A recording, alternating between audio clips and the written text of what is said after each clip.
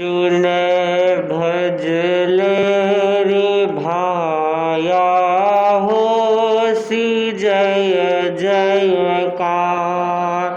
भिक्षु भजल रे भाया होसी जय जय। रो रो मैं भिक्षु रमाल मंत्र ओ सुख का। भिक्षु न भजल रे भाया होसी जय जय। भिक्षु में भिक्षु परो हो अलबेलो हो संत। अलबेलो हो संत सत्य खातिर धार मरणो काढ़ तेरा पंथ। काढ़ तेरा पंथ। धीर बुद्धि रोदई हो साचो पथ स्वीकार।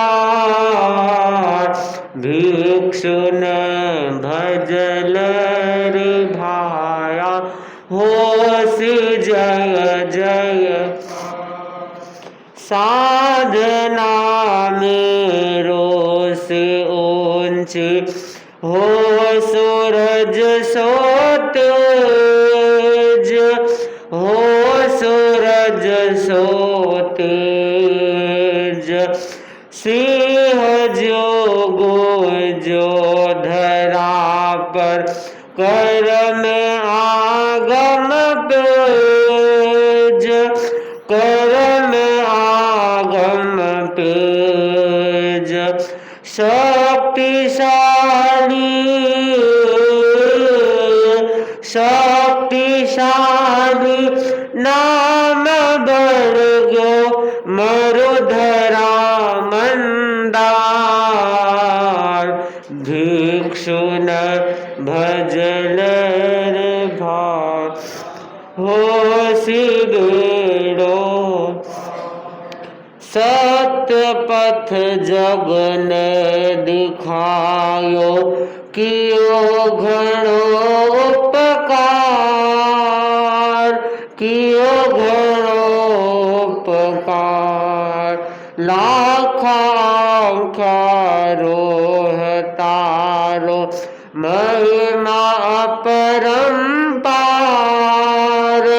महिमा परम भक्ति भावा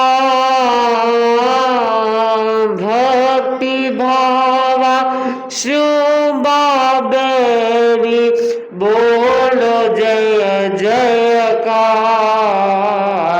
भिक्षु भजल रे या होसी भेज।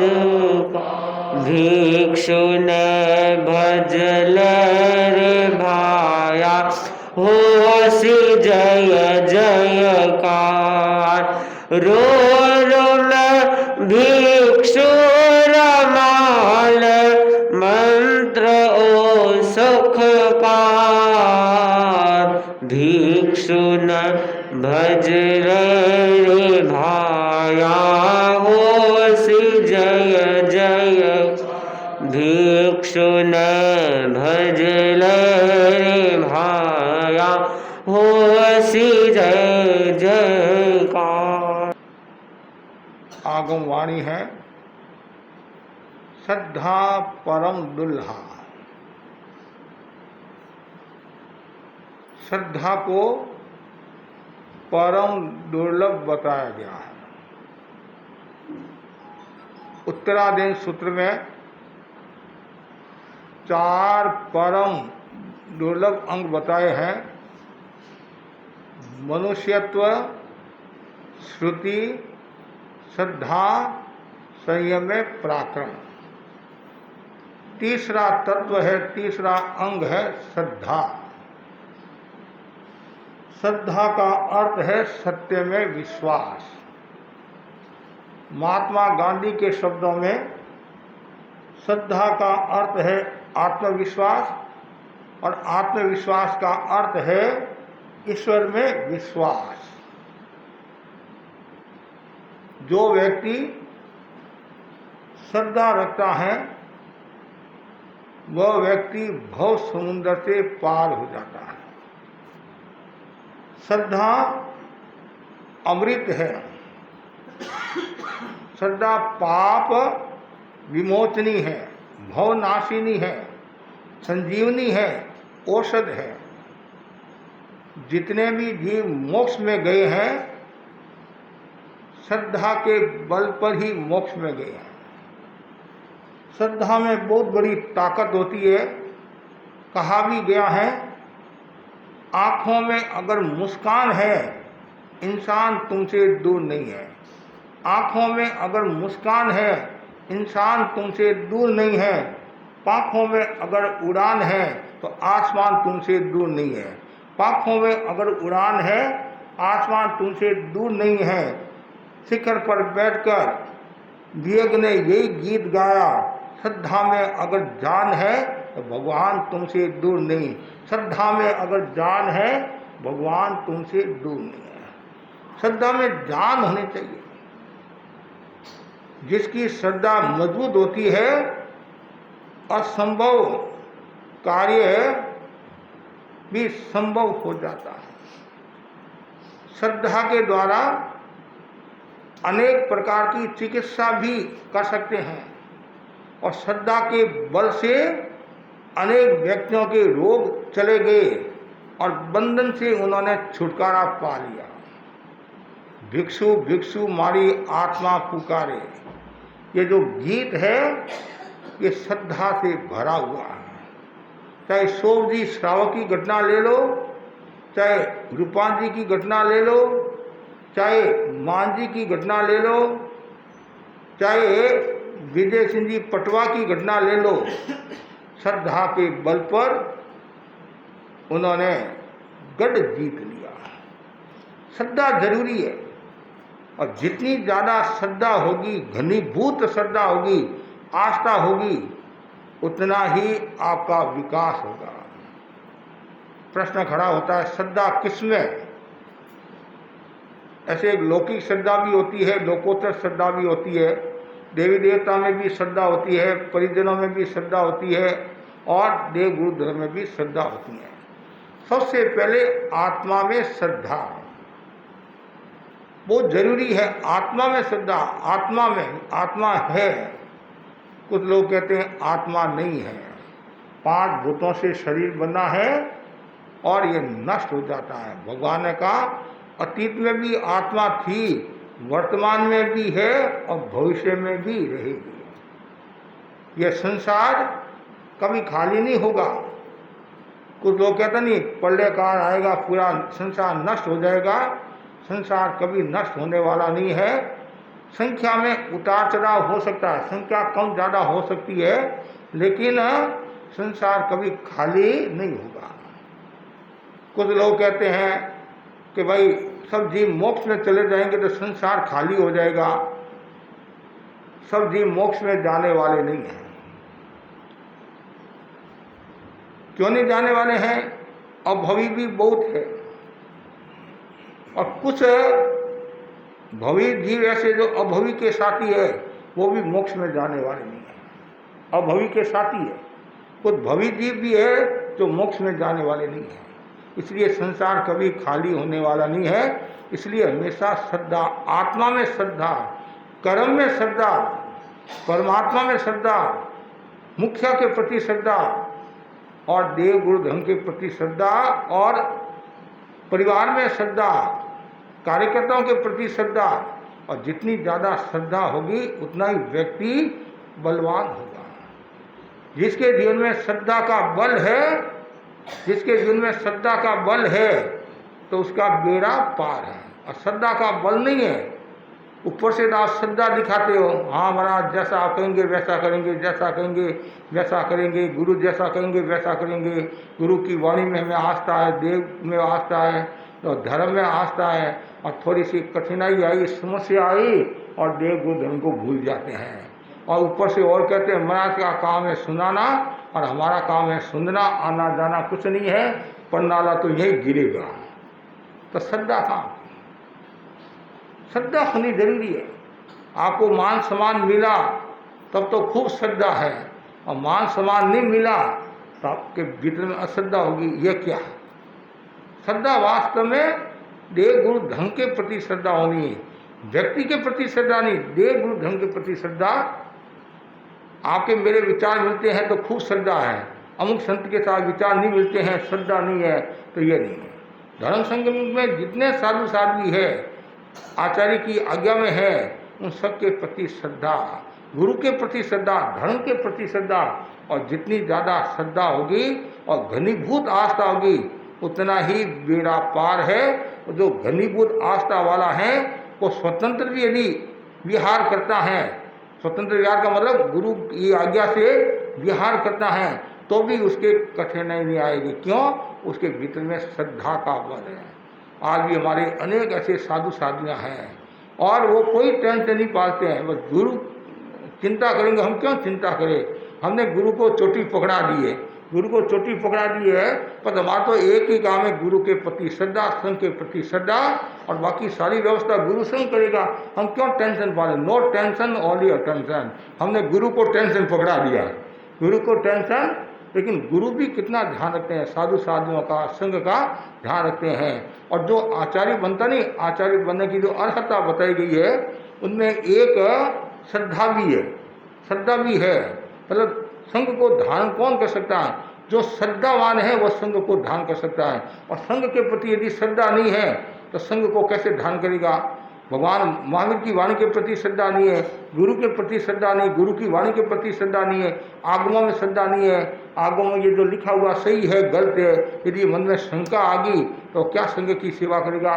क्या आचार्य बनकर संघ की परवाह ना करेगा, दिन शासन की परवाह ना करेगा? इसलिए जरूरी है श्रद्धा। और श्रद्धा एक तो मछली जैसी श्रद्धा होती है और एक भैंस जैसी श्रद्धा होती है। मछली पानी में रहती है और उसको यदि बाहर निकाल दे तो वो तड़पने लग जाती है, तड़प कर मर भी जाती है। यदि वापिस और पानी में डालते हैं तब जाकर उनको शांति होती है। एक मछली जैसी श्रद्धा होती है और एक भैंस जैसी श्रद्धा होती है। तो भैंस तो थोड़ी देर पानी में रहती है, फिर कीचड़ में आ जाती है और भी न जाने क्या क्या करने लग जाती है। तो श्रद्धा किसकी तरह होनी चाहिए?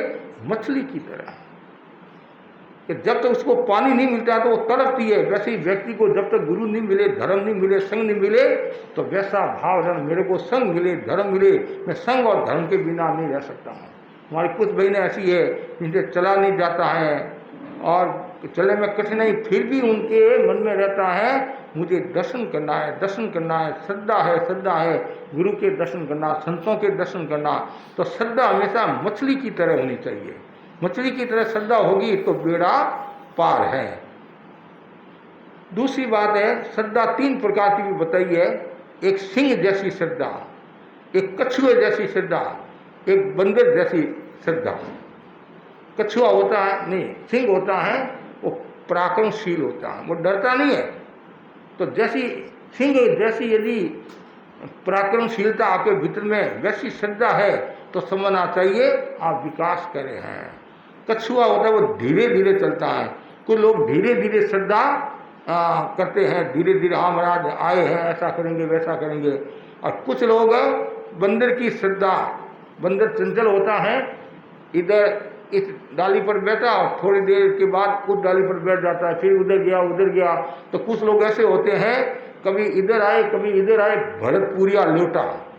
भरतपुरिया लोटा होता नहीं, किसका कहाँ प्रभाव है, पर चलो अब मैं यहाँ बैठा हूँ, व्याख्यान सुना रहा हूँ और मेरे से कोई पावरफुल आ गया, कोई ज्योतिष का जानकार आ गया, चमत्कार वाला आ गया और अरे 1 मिनट में करोड़पति बना रहा है, तो मेरा व्याख्यान छोड़कर आप चले जाओगे। फिर ऊपर से क्या बोलोगे, आप महाराज हम तो संसारी जीव है, हमारे को सब देखना पड़ता है, आप तो यही है, कहीं जाने वाले तो है नहीं है, एक दिन नहीं आए तो क्या फर्क पड़ा है, वो तो कल जाने वाला है। यह है किधर पलड़ा भारी है। सभा संस्थाओं में भी कभी कभी ऐसा होता है, किधर पलड़ा भारी है उधर चले जाते हैं, भरपूरिया लोटा, उनके कोई सिद्धांत नहीं होता है, कोई सिद्धांत नहीं होता है, बस किधर पलड़ा भारी है, किधर मान सम्मान मिल रहा है, उधर चलो उधर चलो। ये जो भरपूरिया लोटा होता है वो कभी भी डुबो सकता है, कभी भी डुबो सकता है। इसलिए श्रद्धा मतलब ऐसी होनी चाहिए, एक पर श्रद्धा। जैसे एक बाई है, उसने शादी की तो पति के प्रति श्रद्धा होती है तो उसको कोई खतरा नहीं है। अब एक पति को छोड़कर 17 व्यक्तियों को पकड़ती है, वो खुद डूबती है, समाज को डुबोती है। तो ऐसे व्यक्ति होते हैं, खुद डूबते हैं, समाज को डुबोते हैं। इसलिए श्रद्धा हमेशा बंदर की तरह नहीं होनी चाहिए, श्रद्धा सिंह की तरह जो पराक्रमशील होता है वैसी श्रद्धा। बस श्रद्धा में भी पराक्रम का भाव होना चाहिए और दिखना चाहिए मेरी श्रद्धा है। जैसे उदाहरण के लिए आचार्य भिक्षु के समय चंद्रभान जी त्रिलोक सिंह जी संघ से अलग हुए। अलग क्यों हुए? के कारण थे। अब उन्होंने सोचा आमेट में एक चंदूबाई है, आमेट में एक चंदूबाई श्राविका है, उसको यदि हम वश में कर लेंगे, वो यदि हमारी हो जाएगी तो वो अनेक बहनों को हमारे अनुकूल बना सकती हैं। जैसे पार्टियां में होता नहीं, कोई बड़ा नेता होता है कि इस नेता को हाथ में ले लेंगे तो 100, 200, 500 वोट हमारे आ जाएंगे। लेकिन आजकल तो इतना नहीं है। पहले एक थोक बंद भाई, एक नेता ने कह दिया, सब एक भेड़ बोली भैं, तो सब भैं बोलने लग जाते हैं और उन्हें चिंतन ही नहीं होता है। उन्होंने कहा इधर छप्पा मारना, ये ठप्पा मारना है, हाँ ठप्पा मार दिया। पूछे किसको दिया? ये पता नहीं, हमारे को बताया ठप्पा मारना है, हमने ठप्पा मार दिया, ठप्पा मार दिया। तो वैसे ही क्या हुआ, तो उन्होंने सोचा कि एक चंदूबाई को यदि हम वश में कर लेंगे तो अनेक श्राविका हमारे वश में हो जाएगी। वो प्रभावशाली है, कि प्रभावशाली एक व्यक्ति होता नहीं तो उनके पीछे कई लोग जुड़ जाते हैं, एक अपना व्यक्तित्व भी होता है। तो वो वे संत आमेट आए और उन्होंने माहौल बनाया और चंदूबाई को कहा कि तुम बार बार, और चंदूबाई की भिकंजी स्वामी के प्रति अटूट आस्था थी, गहरी आस्था थी, न इधर न उधर, इतनी मजबूत थी। तो कभी कभी क्या होता है, किसी को विचलित करना होता नहीं, तो किसी के बारे में कुछ उल्टा सुल्टा बोलो, या कि तुम्हारे बारे में वो उल्टा सुल्टा बोल रहे, कभी मनगढ़ंत बातें भी बना देते हैं कि देख वो तुम्हारे बारे में ऐसा बोल रहा है, क्योंकि उन्होंने बोला कुछ नहीं है। तो वो आग लगाना होता है, समाज में फूट डालना होता है, घर में फूट डालना होता है, तो आदमी कुछ भी करने के लिए तैयार हो जाता है। तो आए चंदूबाई, आप बार बार कहते हो भिकंजी भिकंजी भिकंजी, अरे तुम्हारे को तो भिकंजी मूंजनी कह रहे हैं कि वो तो कृपण है। क्या कहा? वो तो कृपण है। जैसे ये बात कही और चंदूबाई की श्रद्धा बोल उठी। क्या कहा? जा रे पेजारिया, हाँ तू क्या बात करता है? मेरे भिक्षु मुझे कुछ भी कह सकते हैं, कृपण भी कह सकते हैं, कुछ भी कह सकते हैं, तुम्हारा क्या अधिकार है? जा पेजारिया। बेचारा क्या मतलब, चुपचाप चले गए। आए थे छोबे जी के 26 जी बनने के लिए और दुबे जी बनकर रह गए। तो ऐसी श्रद्धा होती है तो व्यक्ति का मूल्य बढ़ जाता है। आज भी हमारी अनेक ऐसी श्राविका हैं, ऐसे श्रावक है, कुछ भी हो जाए अपने धर्म संघ को नहीं छोड़ते हैं। यहाँ तक कि धर्म संघ से उनके परिवार के साधु अलग हो गए, उनके सगे भाई अलग हो गए, तो भी उनके दर्शन करने के लिए नहीं गए। हमारा को क्या लेना देना है? संघ है तो वो हमारे हैं, संघ में है तो हमारे हैं, संघ से बाहर हमारे को कोई लेना देना नहीं। आचार्य महाप्रज्ञ जी ने एक भाई को पूछा, तुम्हारा बेटा संघ से अलग हो गया है, तुम कभी गई कि नहीं गई? क्या काम है मेरा बेटा है ही नहीं, संघ में होता तो मेरा बेटा है। मतलब कितनी गहरी बात है। ऐसी एक नहीं अनेक घटनाएं हैं। आस्था के चमत्कार देखो आप। शासन समुद्र ये है जो बुद्ध साहब के द्वारा जो कई किताबें लिखी हुई नहीं, क्या नाम है, 13 पंथ का इतिहास। शासन समुद्र तो मुनि नवोत्तम सन के लिखा हुआ साधु साधुओं का, तो 13 पंथ का इतिहास, जैसे नीम के पत्थर, नीम के ऐसे कुछ किताबें हैं। कुछ और बहनों के बारे में उन्होंने लिखा है। साध्वी कल्पलता जी ने लिखा, साध्वी कल्पलता जी ने बहनों के बारे में लिखा। और बुद्ध साहब ने संभव से भाइयों के बारे में लिखा। भाइयों के बारे में, तो उन्होंने जो उनकी जो किताबें पढ़े, उनकी जो घटनाएं पढ़े, तो आपको पता चलेगा कि कितनी आस्था।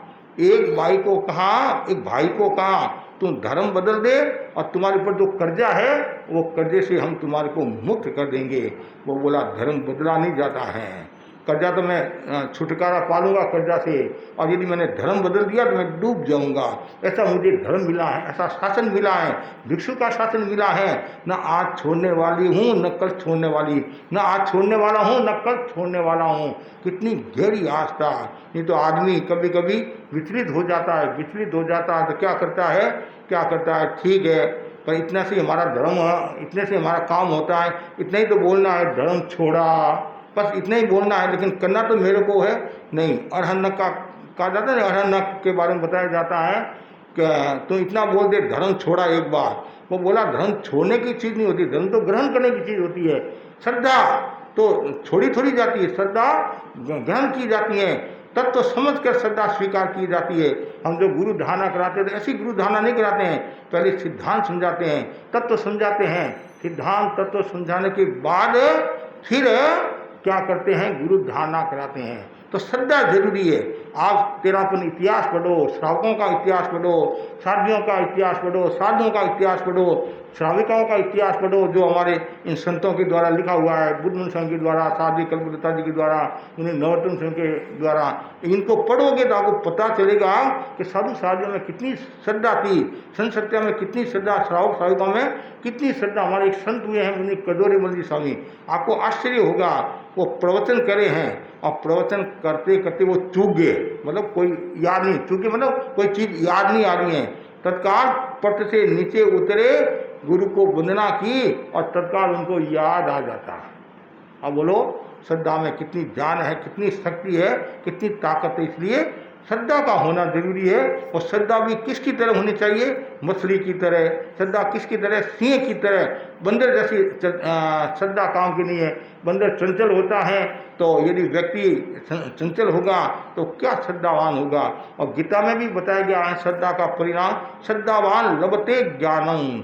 जो श्रद्धावान होता है वो ज्ञान को प्राप्त होता है, श्रद्धावान चरित्र को प्राप्त होता है, श्रद्धावान शक्ति को प्राप्त होता है, बल को प्राप्त होता है, और एक दिन अजरामर पद को भी प्राप्त कर लेता है।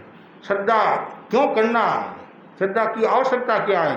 किसी किसी को मालिक तो बनाना पड़ेगा, किसी किसी को मालिक बनाए बिना, गुरु बनाए बिना आपको रास्ता कौन बताएगा।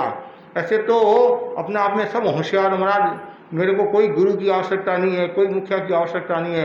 गुरु की भी आवश्यकता रहती है, मुखिया की भी आवश्यकता रहती है। यदि गुरु नहीं है तो जीवन शुरू भी नहीं है।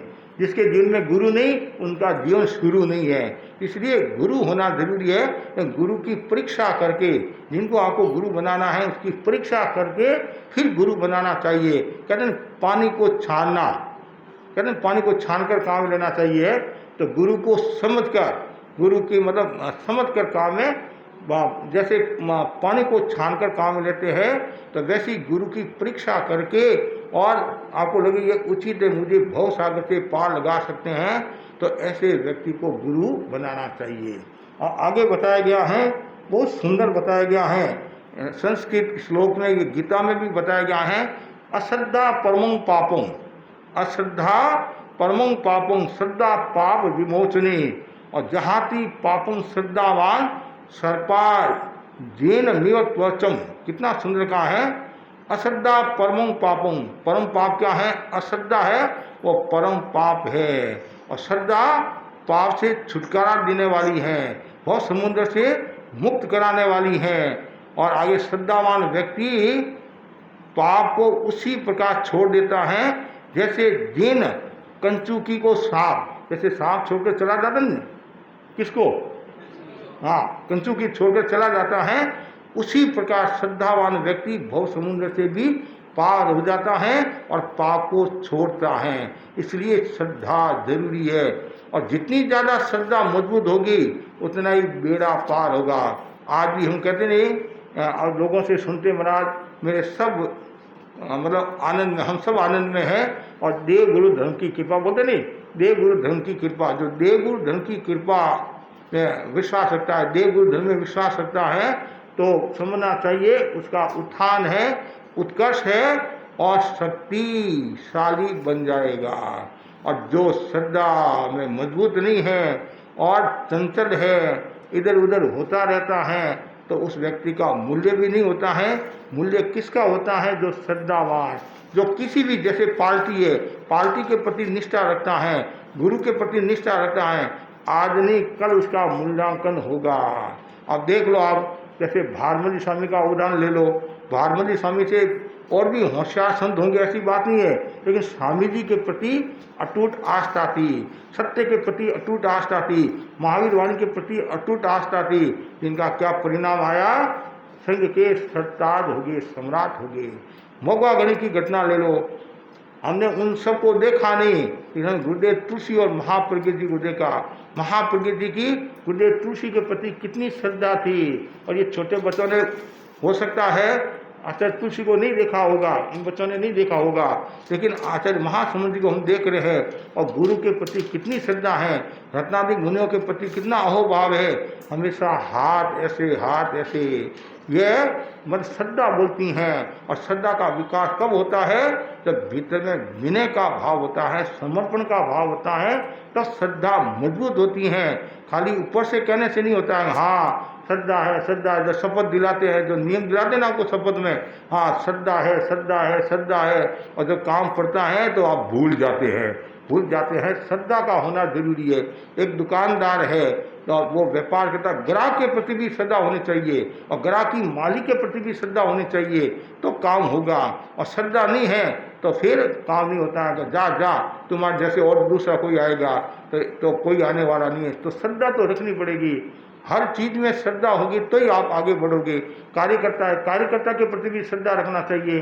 विश्वास में, दुनिया विश्वास से चलती है, विश्वास नहीं है तो दुनिया भी नहीं है। इसलिए श्रद्धा का होना और जरूरी है। और जो व्यक्ति जितनी ज़्यादा श्रद्धा रखेगा उतना ही वो आगे बढ़ेगा। और श्रद्धा नहीं है तो कुछ भी नहीं है। कितना सुंदर कहा गया है, जिस घड़ी में सुई नहीं है और निशान भी नहीं है, जिस घड़ी में सुई और निशान नहीं है वह घड़ी बेकार है। उसी प्रकार जिसके जीवन में श्रद्धा नहीं है, जीवन व्यर्थ है, बेकार है। इसलिए श्रद्धा का होना जरूरी है। जैसे मृत शरीर है और उसको आपने श्रृंगार करा दिया तो उस शरीर का कोई मूल्य नहीं है। तो वैसे ही आपके भीतर में श्रद्धा नहीं है और कितने ही आप श्रृंगार कर लो, कितनी बातें कर लो, तो कुछ आनंद नहीं है, कुछ मजा नहीं है और कोई सार नहीं है। इसलिए श्रद्धा का होना जरूरी है। मैं आपको एक जैन इतिहास की घटना सुनाना चाहता हूँ, और आपने नाम भी सुना होगा सुलसा का। एक हुआ सुलस कुमार और एक सुलसा। सुलस कुमार भी अपने आप में बहुत शक्तिशाली था, और मैं सुना रहा हूँ सुलसा श्राविका की घटना। सुलसा श्राविका कौन थी? राधेगिरी नगरी में राजा श्रेणिक का शासन चल रहा था, और राजा श्रेणिक के अनेक लोग थे कार्य में सहयोग करने वाले, और उनमें एक रथिक नाम का नाग वो भी वहाँ काम करता था, और उसकी पत्नी का नाम सुलसा था। और वह सुलसा धार्मिक थी, धर्मपरायण थी, विद्ध धर्मिणी थी, देव गुरु धर्म में अटूट आस्था रखने वाली थी, सेवा भाविनी थी, और सब सुलक्षणों से युक्त थी, और सब उनकी प्रशंसा करते। यहाँ तक कि भगवान महावीर भी उनको आदर मान सम्मान दे। अब भगवान महावीर आदर मान सम्मान देते हैं तो समझना चाहिए उस व्यक्ति का कितना बड़ा मूल्य होगा। गुरु यदि किसी व्यक्ति को मान देते हैं तो समझना चाहिए वो पावरफुल है, तभी तो मान दे रहे हैं, उसकी श्रद्धा भक्ति मजबूत है, तभी तो मान सम्मान दे रहे हैं। तो ये जो सुलसा थी, ये सुलसा वो समझदार भी थी, और सबसे बड़ा गुण इसमें क्या था? समता का गुण था। क्या? समता का गुण। इतनी समता, कोई कुछ भी कह दे, कितना ही उतार चढ़ा जावे, कितनी गाड़ियाँ दे दे, कुछ भी कह दे, बस केवल समता, क्षमता। तो इंद्र, चौसठ इंद्र हुए ना, चौसठ इंद्र है, तो चौसठ इंद्र में भवनपति के भी होते हैं, बाणमंत्री के भी होते हैं, ज्योतिष के भी होते हैं, वैमानिक के भी होते हैं। तो एक इंद्र ने अपनी परिषद में सुलसा श्राविका की प्रशंसा की। किस लिए प्रशंसा की? कि सुलसा जैसी क्षमताधारी श्राविका दूसरी कोई नजर नहीं आ रही है। इतनी बात कह दे तो, और विद्वता के साथ काम।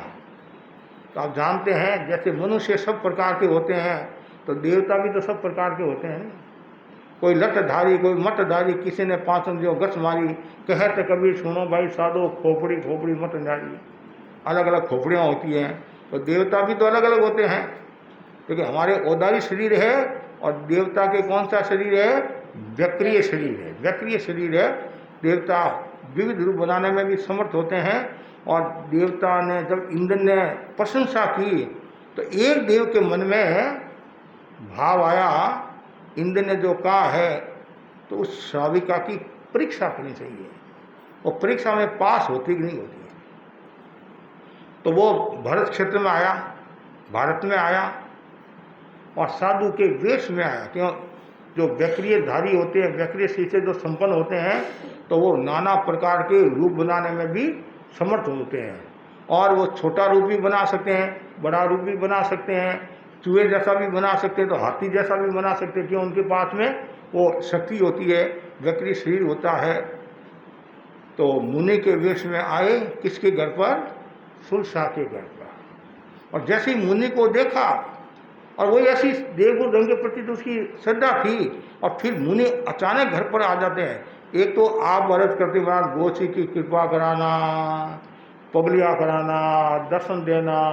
एक चलाकर मुनि आते हैं कि भाई अमू का घर का मुझे वहाँ जाना है, तो आपको कितनी खुशी होती है। मैंने भावना नहीं भाई, तो भी मुनि ने कितनी कृपा करा दी, और आपका मन मयूर नाचने लग जाता है। और कभी कभी तो इतनी भक्ति में होते हैं जो बेरा ना वो तो भूल जाते हैं। हाँ, वो भूल जाते हैं। कभी कभी सब चीज़ें सामने पड़ी है, ये बेरा हो, वो इतनी खुशी में होती है, इतनी खुशी में तो कभी कभी भावुकता में भूल भी जाती है, छद्मस्त है, भूल भी जाते हैं। तो अब क्या हुआ, वंदना की, पधारो, कृपा कराई, पहले गुणगान किए। एक श्रावक का कर्तव्य होता है। एक ये भी परंपरा रही है, आपको पता चल गया महाराज पधारे हैं, तो गेट तक सामने जाना चाहिए। और वापिस पहुंचाने के लिए भी गेट तक हमने चातुर्मास किया था जयपुर मुनि मोहनलाल जी आमिर के साथ में, इस स्कीम में। और मन्ना लाली सुराना का आपने नाम सुना होगा। तो मन्ना लाली सुराना की जो धर्मपत्नी भौरी देवी सुराना थी, बहुत समझदार श्राविका थी और एक पुण्यात्मा थी। और जैसे ही वह गई तो घर का रूप दूसरा हो गया। बहुत समय की बात होता है पुण्यात्मा। तो उसकी क्या विशेषता थी, पता से महाराज आ रहे हैं तो 4 कदम सामने आना और 4 कदम ही पहुंचाने के लिए और गेट तक पहुंचाने के लिए आती थी। ऐसे व्यक्ति कम होते हैं। नहीं तो क्या होता है कि जब तक गोचरी नहीं होती है तब तक तो पीछे घूमते हैं, और जैसी गोचरी हुई तुम्हारे हम हमारे। और कभी कभी तो संत और काशी साथ में रहते हैं, या कभी जो सेवा करने वाला जो भाई होता है वो साथ में रहता है कि अपना काम पूरा हुआ, बस काम पूरा हुआ। तो वैसे ही वंदना की और कहा कि गोचरी की कृपा कराओ, बढ़ दिन जाओ। तो संत मुनिराज ने कहा गोचरी तो और भी घरों में मिल जाएगी, गोचरी तो रोटी पानी तो और भी घरों में मिल जाएगा, लेकिन तुम्हारे घर में जो लक्ष पाक तेल है, कौन सा तेल है? लक्ष पाक। तो 1 लाख जड़ी बूटियों से बना हुआ जो तेल, लक्ष मतलब 1 लाख, तो उस तेल की मुझे आवश्यकता है। इतनी खुश हुई, प्रसन्न हुई। वाह गुरुदेव मुनिराज, बड़ी कृपा कराई। वो अंदर पहले ऐसा भी कहा जाता है, नौकर को कहते हैं जा घड़ा लेकर आ। तो नौकर घड़ा लेकर आता है, तो वो तो देव माया थी और जानबूझकर देव तो कुछ भी कर सकते हैं। तो क्या वो जैसे लेकर आ रहा था और कोई ऐसा कारण बना, वो फिसल गया, पड़ गया और घड़ा फूट गया। अब इतना घड़ा, इतना तेल, घड़ा फूट गया। और श्राविका ने कहा, सुलसा ने कहा कोई बात नहीं, तो दूसरा घड़ा लेकर आ जा। तो वो दूसरा घड़ा लेने के लिए गया और फिर ऐसा योग हुआ, देवता ने ऐसा कुछ किया और फिर वो फिसल गया, नीचे गिरा और दूसरा घड़ा ही फूट गया। नहीं तो आज आदमी निराश हो जाता है, हताश हो जाता है, कोई चीज़ थोड़ी सी नीचे गिर जाती है तो भी गुस्सा आ जाता है, लेकिन निराश नहीं हुई। और इधर संत भी क्या करे, भाई मेरे जोक से तुम्हारे तकलीफ हो रही है, नहीं महाराज आपके जोक से कोई तकलीफ नहीं हो रही है, और मेरे जोक से आपको तकलीफ हो रही है, इतनी देर आपको इंतजार करना पड़ा है, मैं व्रत निभा नहीं सकी, मेरे जोक से आपको तकलीफ हो रही है। तो उस नौकर को कहती है तू छोड़ अब मैं खुद लेकर आ जाऊँ, जल्दी कर, महाराज को तकलीफ हो रही है, महाराज को वापस पधारना है। तो वो खुद जाती है और घड़ा लेकर आती है। योग ऐसा होता है, उसके भी ऐसा ही कारण बनता है, पैर फिसल जाता है, जो भी कुछ हुआ, और घड़ा नीचे गिरा, फूट गया, 3 घड़े फूट गए। फिर भी सुरसा के मन में गुस्सा नहीं, आक्रोश नहीं, और मन में एक ही भावना कि मैं महाराज को व्रत नहीं निभा सकी, व्रत नहीं निभा सकी, महाराज को और मैं कोशिश और लाती हूँ कि नहीं नहीं नहीं। अब वो देवता जो साधु के वेश में थे वो बोले मैं साधु नहीं हूँ, मैं देवता हूँ, इंद्र ने तेरी प्रशंसा की थी, मैं परीक्षा लेने के लिए आया और तुम परीक्षा में खरी उतरी, पास हो गई है।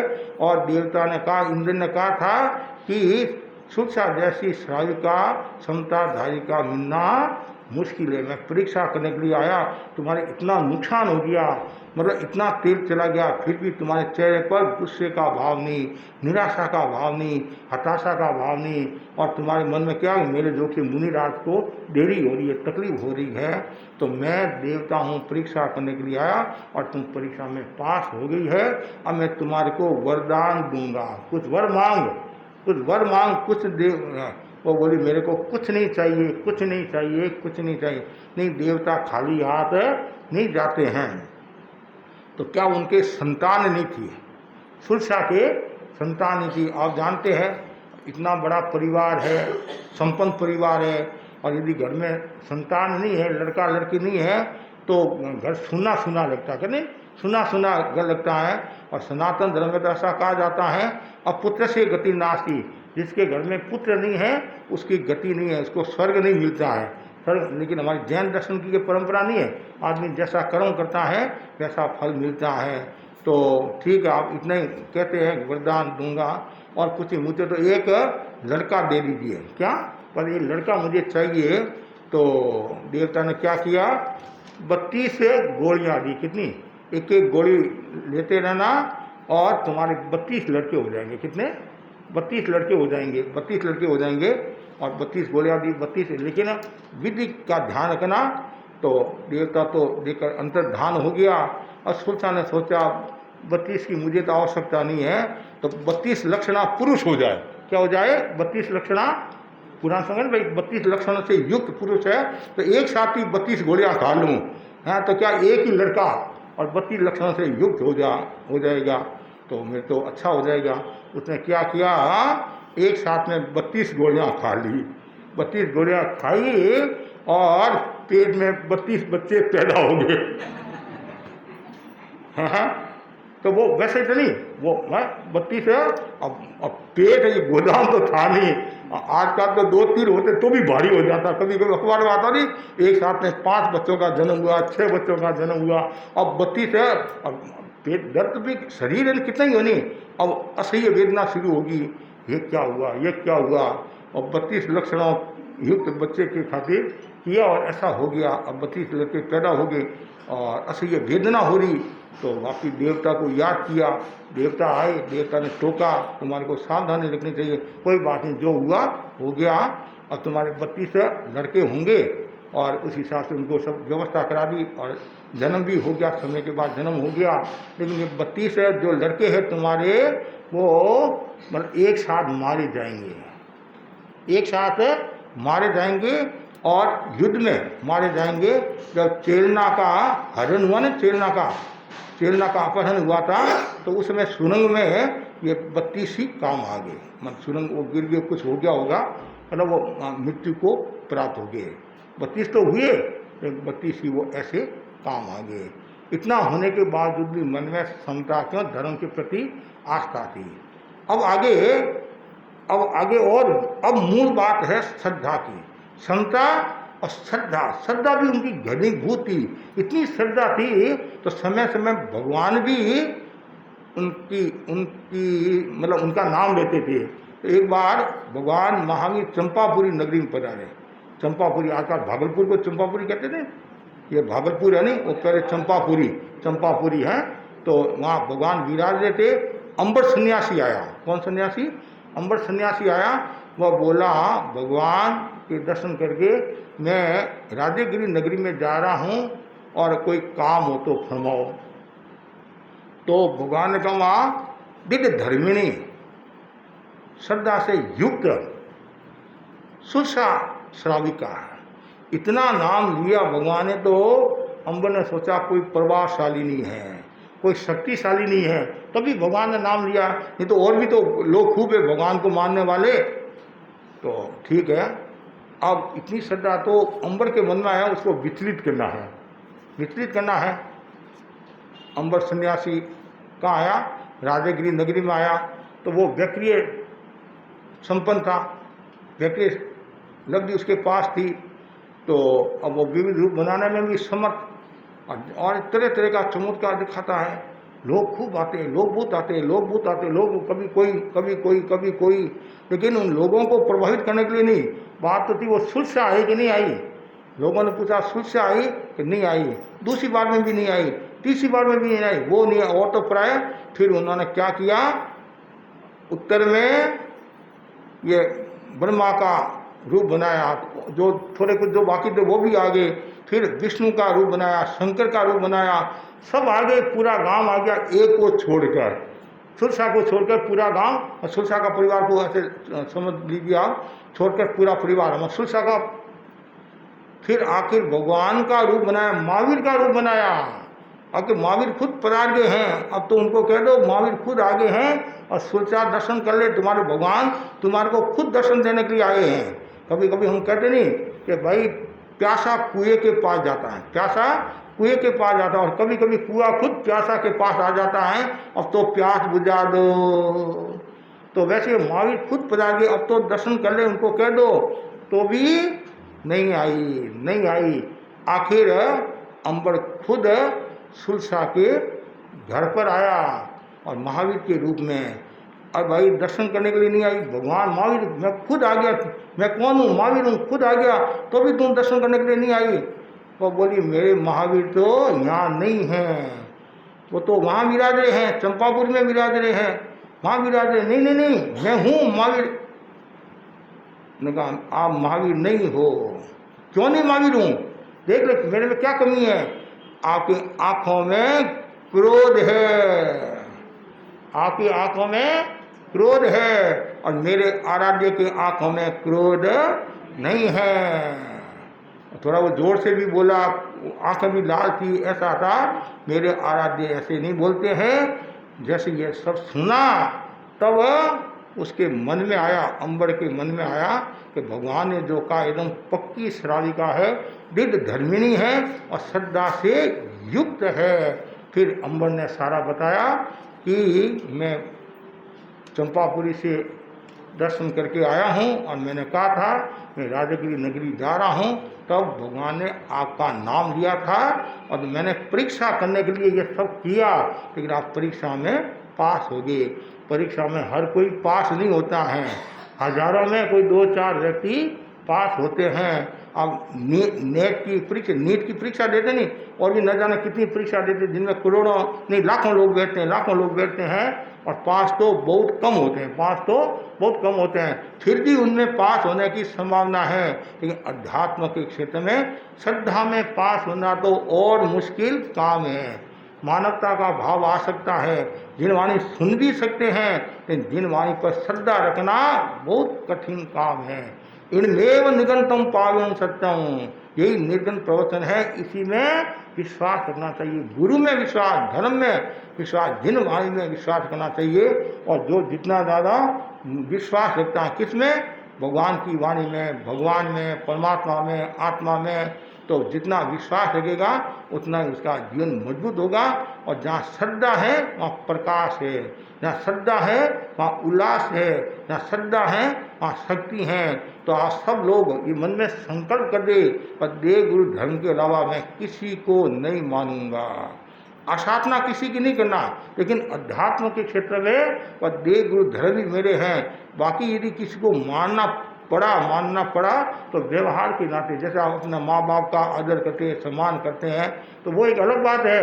लेकिन श्रद्धा केवल गुरु के प्रति, धर्म के प्रति, और देव गुरु धर्म का नहीं, देव गुरु धर्म के प्रति श्रद्धा। और सम्यक दर्शन पुष्ट कब होता है? ध्यान से सुनने की बात है। सम्यक दर्शन पुष्ट कब होता है? जब आपकी देव गुरु धर्म के प्रति अटूट आस्था है, तब सम्यक दर्शन पुष्ट होता है, सम्यक्त्व मजबूत होती है। और जिसके पास में सम्यक्त्व है तो वह अर्थपुद्गत परावर्तन के भीतर भीतर मोक्ष को प्राप्त हो जाता है। उसके लिए श्रद्धा का होना जरूरी है, और जो श्रद्धा के किला में रहता है उसको कोई खतरा नहीं है। इसलिए मैं इतना ही आपको कहना चाहता हूँ, जितने भी यहाँ भाई बहन बैठे हैं कि श्रद्धा का विकास करे, और जितनी श्रद्धा होगी उतना ही आपका जीवन पवित्र होगा। इसलिए जैन धर्म में श्रद्धा भावना सर्वोपरि है, और साधना का प्रथम जो सोपान है वो क्या है? श्रद्धा है। आपको साधना भी करना है तो श्रद्धा के बिना साधना नहीं होगी, और साधुपना भी लेना है तो श्रद्धा के बिना आप साधुपना भी नहीं ले सकते हैं। तपस्या करना है तो श्रद्धा के बिना तपस्या भी नहीं कर सकते हैं। प्रवचन सुनना है तो श्रद्धा के बिना आप प्रवचन भी नहीं सुन सकते हैं। तो जितनी घनीभूत श्रद्धा होगी, विश्वास होगा, निष्ठा होगी, उतना ही आपका विकास होगा। आज जितने हम साधुओं के बारे में सुनते हैं, श्रावकों के बारे में सुनते हैं, इतने आगे बढ़े, उनमें एक बड़ा कारण क्या था? निष्ठा, श्रद्धा। तो जरूरी है निष्ठा। जितनी ज़्यादा निष्ठा होगी उतना ही आपका विकास होगा। और श्रद्धा के अभाव में न सत्य है, न शील है, न साधना है। श्रद्धा है तो आप कुछ भी प्राप्त कर सकते हैं। तो बार बार भावना भाव, मेरा वह दिन आए, मेरा वह पल आए, मेरा वह क्षण आए, मैं निरंतर श्रद्धा में लीन रहूं। कितना भी कुछ भी हो जाए, कैसी भी विकट परिस्थिति आ जाए कि ऐसा कर दूं, ऐसा हो जाएगा, नहीं, बस देव गुरु धर्म, देव गुरु धर्म के प्रति श्रद्धा रखो। और जो देव गुरु धर्म के प्रति श्रद्धा रखता है वो व्यक्ति हमेशा आगे बढ़ता है। ये जो चार जो अंग बताए हैं उनमें तीसरा जो अंग है वो श्रद्धा है, और श्रद्धा परम दुर्लभ है। श्रद्धा क्या है? परम दुर्लभ है। और जितनी श्रद्धा आपकी मजबूत होगी उतना ही आपका विकास होगा। यहाँ तक बताया गया है यदि आपकी घनीभूत श्रद्धा है तो अंधा भी सुस्ता हो जाता है, और पंगु भी पहाड़ पर। हाँ, गुरु के प्रति श्रद्धा, देव गुरु धर्म के प्रति श्रद्धा, पर देव गुरु धर्म को अपनाओ, देव गुरु धर्म में रम जाओ तो बेड़ा पार हो जाएगा। तो बस सभी भाई बहनों से मैं यही कहना चाहता हूँ, और आह्वान के रूप में कहना चाहता हूँ कि आप हमेशा श्रद्धा में मजबूती रखना। क्यों? अंधश्रद्धा मारती है और सम्यक श्रद्धा तारती है। कितना सुंदर का है? अंधश्रद्धा मारती है और सम्यक श्रद्धा तारती है। आजकल हमारे भाई बहन भी भटक रहे हैं, किधर घूम रहे हैं, कभी कोई किधर जा रहा है, किधर जा रहा है, वहाँ मिल रहा है वहाँ चलो, वहाँ मिल रहा है वहाँ चलो। किसी एक भाई ने कह दिया कि वहाँ चमत्कार हो रहा है वहाँ चलो, वहाँ हो रहा है वहाँ चलो। लेकिन ध्यान रखना, घना मामारा भांजा भूखा रे, घना मामारा भांजा भूखा रे। और घना डॉक्टर के पास में जाओ तो चिकित्सा होती कि या शरीर खराब होगा।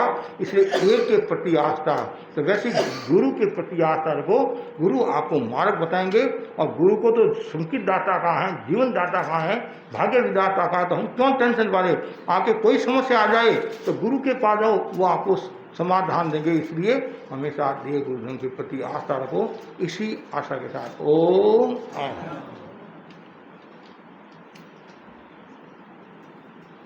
उपवास